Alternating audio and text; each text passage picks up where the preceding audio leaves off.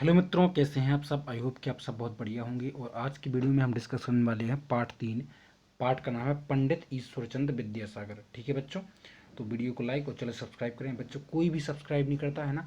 मैं continuously video upload कर रहा हूँ, चैप्टर भी आपको डे बाई डे दे रहा हूँ। Class 4, class 5, class 6, class 7, class 8 पर बच्चे देखते हैं लेकिन वीडियो को जो लाइक और सब्सक्राइब नहीं करते। तो प्लीज़ जो है आप वीडियो को लाइक और सब्सक्राइब जरूर कर दें चैनल को। ठीक है, तो चलिए मित्रों जो शुरू करते हैं। इस चैप्टर का क्या नाम है, पंडित ईश्वरचंद विद्यासागर। बहुत ही महान व्यक्तित्व हैं। कलकत्ता में इनका जन्म हुआ। ठीक है, इनके पिताजी भी बहुत महान व्यक्तित्व के इंसान थे। पिताजी का नाम ठाकुरदास था। इस चैप्टर में आपको पता पड़ेगा कि ईश्वरचंद विद्यासागर को कैसे जो है विद्यासागर जी का नाम विद्यासागर जी पड़ा। इनने क्या क्या जो है, अगर आपने चैप्टर नहीं पढ़ा है तो आप क्वेश्चन आंसर करके ही ये चैप्टर को अत्यधिक समझ जाएंगे। ठीक है, अधिक से अधिक। चलिए मित्रों शुरू करते हैं। हमको करने के लिए क्या क्या दिया गया है इस चैप्टर में, देख लीजिए। यदि आपको क्लियर नहीं दिख रहा है तो वीडियो की क्वालिटी जो है इंक्रीज करें, आपको क्लियर दिखेगा। ठीक है, सबसे पहले है आपको निम्नलिखित शब्दों के अर्थ पुस्तक में दिए गए शब्दों से खोज कर लिखिए। सबसे पहले आपको शब्दार्थ दिए गए, फिर क्वेश्चन आंसर हैं। इसके बाद खाली स्थान दिए गए। खाली स्थान के बाद आपको शुद्ध उच्चारण करना है और वाक्यों में प्रयोग करना है। तत्सम तद्भव लिखना है ना। फिर इसके बाद जो है आपको नए जोड़ शब्द जोड़ कर नए शब्द बनाना है। विलोम शब्द भरना है इस तालिका में। इतना ही हमको करना है। तो चलिए मित्रों शुरू करते हैं। वीडियो को लाइक और चैनल सब्सक्राइब करें। देखिए देखिए सबसे पहला क्वेश्चन क्या है आपका। सबसे पहला क्वेश्चन आपको दिया गया है कि निम्नांकित शब्दों के अर्थ शब्दकोश में जो खोज कर लिखिए। ठीक है, तो पहला जो है उत्सव, उत्सव का आंसर है पर्व। ठीक है, दूसरा है आपका परिश्रम मतलब मेहनत। क्लियर। फिर है आपका हृदयंगम मतलब मन में बिठाना। ठीक है, आई होप कि आपको क्लियर दिख रहा होगा। अतिरिक्त यानी अलावा। और फिर है आपको प्राप्त करने की क्षमता। ठीक है, यानी ग्रहणशीलता। इसके बाद है जीविका मतलब पेट भरने का साधन। ठीक है, यदि आपको थोड़ी भी इससे मदद मिलती है तो हम कमेंट बॉक्स में आप अपना नाम जरूर लिखें मित्रों। ठीक है, देखिए अब क्या है इसका। अब है दूसरा क्वेश्चन। दूसरा क्वेश्चन क्या दिया गया आपको कि निम्नलिखित प्रश्नों के उत्तर लिखिए। है ना, तो पहला क्या है, ईश्वरचंद का जन्म कब और कहाँ हुआ। तो मित्रों है ना, पेन कॉपी लेकर ही बैठे, साथ में मैंने क्वेश्चन आंसर दिए हैं। इसके थोड़े बड़े बड़े हैं इसलिए मैंने इसको बगल में लिखा हुआ है। तो पहला जो है ना, ईश्वरचंद जी का जन्म कब और कहाँ हुआ, तो इसका आंसर है ये वाला। है ना, ईश्वरचंद का जन्म कोलकाता से 20 मील दूर बीर सिंह गांव में, कहाँ बीर सिंह गांव में 26 सितंबर 1820 को हुआ। ठीक है, अब दूसरा क्वेश्चन क्या कहा गया है आपसे। दूसरा क्वेश्चन कहा गया है ईश्वरचंद अपने पिता के साथ कोलकाता कैसे गए, पिता ने उन्हें रास्ते में क्या बताया। ठीक है, तो इसका आंसर है देखो, वे अपने पिता के साथ कोलकाता पैदल ही गए। ठीक है, रास्ते में उनके पिताजी ने उन्हें शिक्षा के उपयोग तथा प्रगति के उपाय बताए। ठीक है, शिक्षा के उपयोग और प्रगति के उपाय बताए।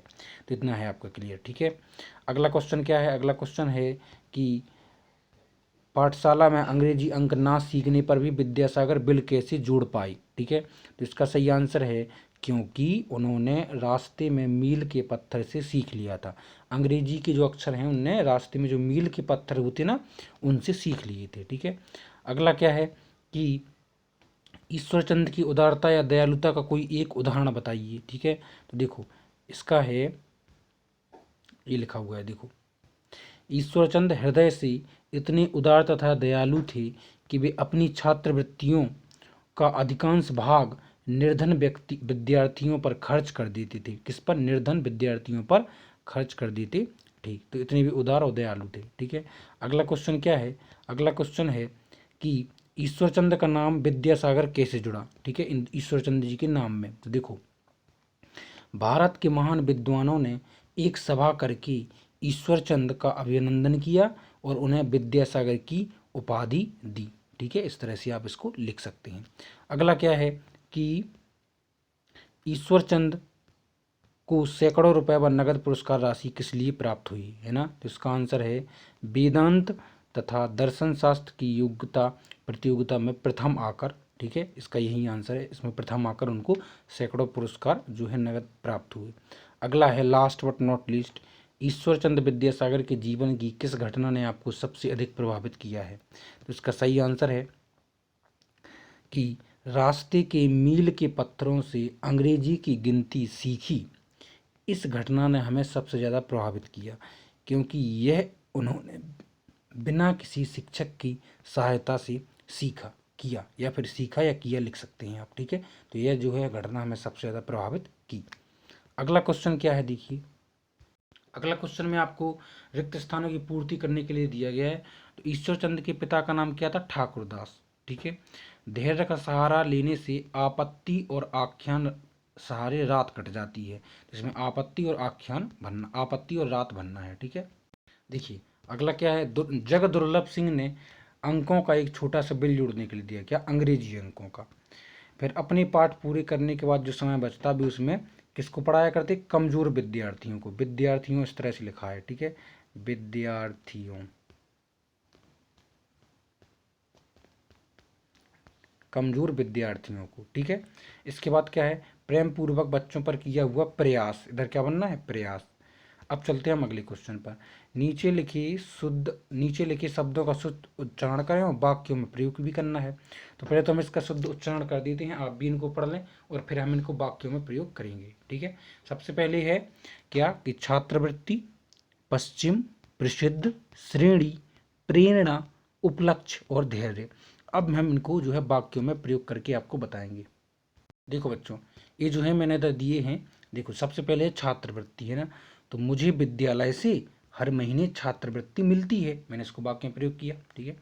अब है पश्चिम, तो देखो राजस्थान भारत के पश्चिम में है। फिर है प्रसिद्ध, तो ताजमहल पूरी दुनिया में प्रसिद्ध है। फिर है श्रेणी, तो मोहित प्रथम श्रेणी में उत्तीर्ण हुआ। इसके बाद है प्रेरणा, तो हमें ईश्वरचंद जी से प्रेरणा मिलती है। उपलक्ष्य, मैंने जन्मदिन के उपलक्ष्य में मित्रों को बुलाया। इसके बाद है आपका धैर्य, यानी विपत्ति में धैर्य बनाए रखना चाहिए। इस तरह से मैंने इसको कंप्लीट किया। अगला क्वेश्चन क्या है, देखिए अगला क्वेश्चन है आपका, निम्नलिखित तद्भव शब्दों के तत्सम रूप में लिखना है। तत्सम तद्भव क्या होती है, तत्सम वे शब्द होते हैं जैसे जो संस्कृत से ज्यों के त्यों हिंदी में लिए जाते हैं। जैसे अगर मैं कहूँ जल, है ना, तो जल एक तत्सम है और पानी जो है वो तद्भव है, ठीक है, पानी, ठीक है। अब देखो जो माह है ना, माह एक तद्भव है, तो मास जो है ना एक तत्सम शब्द है। धीरज और धैर्य, ठीक है। पत्थर और पाषाण, घी और घृत, और दूध और दुग्ध, ठीक है। इसके बाद क्या दिया गया आपको, इसके बाद आपको दिया गया है कि परिश्रम में पूर्वक जुड़कर परिश्रम पूर्वक शब्द बना। इसी प्रकार नीचे बनी तालिकाओं में पूर्वक और नीय शब्द जोड़कर नए शब्द बनाइए। तो इसको मैं थोड़ा और बड़ा कर देता हूँ जिससे आपको क्लियर दिखे। हाँ अब ठीक है, ठीक है। अब देखो इधर है परिश्रम पूर्वक, परिश्रम पूर्वक, फिर सफलता पूर्वक, ठीक है, विश्वास पूर्वक, ठीक है, फिर है प्रेम पूर्वक, फिर है उदारता पूर्वक। इसके बाद इधर है जैसे क्या, इधर लिखना है उल्लेखनीय, ठीक है, फिर है निंदनीय, अच्छा उल्लेखनीय लिख दिया मैंने, निंदनीय, ठीक है। उसके बाद है गोपनीय, पूजनीय, पठनीय, ठीक है। इस प्रकार से आप भी इसको लिख सकते हैं। नीचे कुछ शब्द और अनेक विलोम शब्द दिए गए हैं, आप तालिका में इन्हें आमने सामने लिखिए। तो चलिए इसको सॉल्व करते हैं। देखो बच्चों, तालिका में मैंने भर दिया है शिक्षा अशिक्षा, मतलब उसी में से है ना, ढूंढ कर भर दिया। धनवान और निर्धन, ठीक है, कठिन सरल, आशा निराशा, नया पुराना, खट्टा मीठा। आप भी इसको कंप्लीट कर सकते हैं। इसके बाद क्या दिया गया, निम्नलिखित शब्दों में प्रयोग किए गए उपसर्ग और मूल शब्दों को अलग करके तालिका में लिखें। देखो प्रगति में प्रा और गति, ठीक है, पर उपसर्ग होते हैं आगे और प्रत्यय लगता है पीछे, तो इधर उपसर्ग बोला तो आगे जो है उसको हटाना है, ठीक है। परिश्रम जो है ना, परि और श्रम, अभिशाप में अभि उपसर्ग है और साप जो है मूल शब्द है। पराजय में परा उपसर्ग है और जय जो है मूल शब्द है। विज्ञान में बी उपसर्ग है और ज्ञान जो है मूल शब्द है।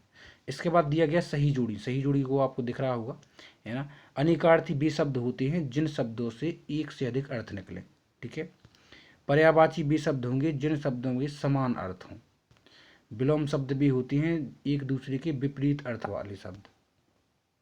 पुनरुक्ति यानी एक ही शब्द दो बार आना पुनरुक्ति कहलाता है। फिर भिन्नार्थमक मतलब जो सुनने में एक जैसे हो लेकिन उनका अर्थ कैसा हो, अलग अलग हो, ठीक है। तो इस तरह से मित्रों ये आपका जो चैप्टर है वो फिनिश हुआ। तो मैं यह चाहता हूँ कि आप जो है वीडियो को लाइक और चैनल सब्सक्राइब कर दें, है ना। मैंने आपकी हेल्प की ना, तो आप भी मेरी छोटी सी हेल्प करें। तो मित्रों मिलते हैं अगली वीडियो में, टेक केयर।